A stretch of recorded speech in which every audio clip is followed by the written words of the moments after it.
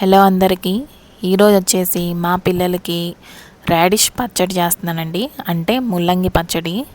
పిల్లలైతే అసలు తినరు కదా, ఇలా చేయండి చక్కగా తింటారు, అసలు వదిలిపెట్టరు ఇది. సో ఇప్పుడు మనం స్టవ్ ఆన్ చేసేసుకొని బాండీలో ఆయిల్ వేసేసుకుంటున్నాను. సరిపడా పచ్చిమిర్చి అయితే చిన్నగా కట్ చేసుకొని ఒక బౌల్లో తీసుకోవాలి. 1 కప్పు పచ్చిమిర్చి. టమాటోస్ వచ్చేసి 3 తీసుకున్నాను, కటింగ్ చేసేసుకొని వేసేసుకుంటున్నాను. ఆనియన్స్ వచ్చేసి 1 తీసుకున్నాను.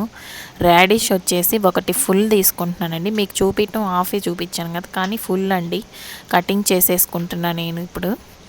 అసలు ఇది వేడి వేడి అన్నంలో నెయ్యితో కలుపుకొని ఈ పచ్చడి తింటే ఎంత రుచిగా ఉంటుందో. అసలు 10 నిమిషాల్లో అయిపోతుందండి. సూపర్ టేస్టీ పచ్చడి. తక్కువ పదార్థాలతో తక్కువ సమయంలో అద్భుతమైన రుచితో తయారయ్యే ఈ పచ్చడి, ఇలాంటి సులభమైన తెలుగు వంటకాలు, గ్రామీణ వంటలు, పచ్చళ్ళు, కర్రీలు, టిఫిన్లు, రెసిపీలు, పండుగ స్పెషల్ వంటల కోసం మన ఛానల్ని ఇప్పుడే సబ్స్క్రైబ్ చేయండి, బెల్ ఐకాన్ నొక్కండి. మీరు ఈ పచ్చడిని ఏ వంటతో తింటారు కింద కామెంట్లో చేయండి. సో ఇప్పుడైతే ఇప్పుడు నేను కట్ చేసుకుంటున్నాను రాడిష్. 1 కప్పు తీసుకుంటున్నాను. మీకు 1 అని చెప్పాను కదా, అది కటింగ్ చేసేసుకున్నాను. ఇదిగోండి ఫుల్గా వచ్చేసింది 1 కప్పు. ఇందులో స్పెషల్ ఇదేనండి రాడిష్ పచ్చడి. ఇప్పుడు 1 టేబుల్ స్పూన్ ధనియాలు, 1 టేబుల్ స్పూన్ జీలకర్ర, 1 టేబుల్ స్పూన్ పసుపు కంపల్సరీగా వేసుకోవాలండి నిల్వ ఉండటానికి.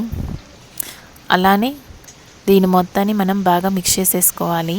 సిమ్లో పెట్టుకొని బాగా వేయించుకోవాలి. ఎంత టేస్టీగా ఉంటుందో అసలు ఈ పచ్చడి, అద్భుతంగా ఉంటుంది. ఇప్పుడు దీనిపైన మూత పెట్టుకొని బాగా సిమ్లో పెట్టుకొని వేయించుకోండి. బాగా మనకి వేగిన తర్వాత ఇలాగా చల్లారిన తర్వాత ఒక మిక్సీ జార్లోకి మనం తీసేసుకోవాలి. ముందుగానే మనము చింతపండు నీళ్ళల్లో యాడ్ చేసేసుకొని చింతపండుని బాగా నానిన తర్వాత గుజ్జులా తీసుకోవాలండి. ఇప్పుడు మనం మిక్సీ జార్లో ఇదంతా వేసేసుకొని ఇందులో చింతపండు గుజ్జు, అలానే కొద్దిగా వాటర్ కూడా యాడ్ చేయండి, చింతపండు మరీ గుజ్జులా కాకుండా. అలానే వెల్లుల్లి రెబ్బలు 5 తీసుకోండి. సాల్ట్ వచ్చేసి 2.5 టేబుల్ స్పూన్ తీసుకోండి, ఎందుకంటే మనకి రైస్లో కూడా సరిపోవాలి కాబట్టి. ఇది ఇంకా లాస్ట్లో మనము తాలింపు వేసుకోవడమే, నేను వేసుకోవట్లేదు, ఇలా సరిపోతుంది. Please subscribe.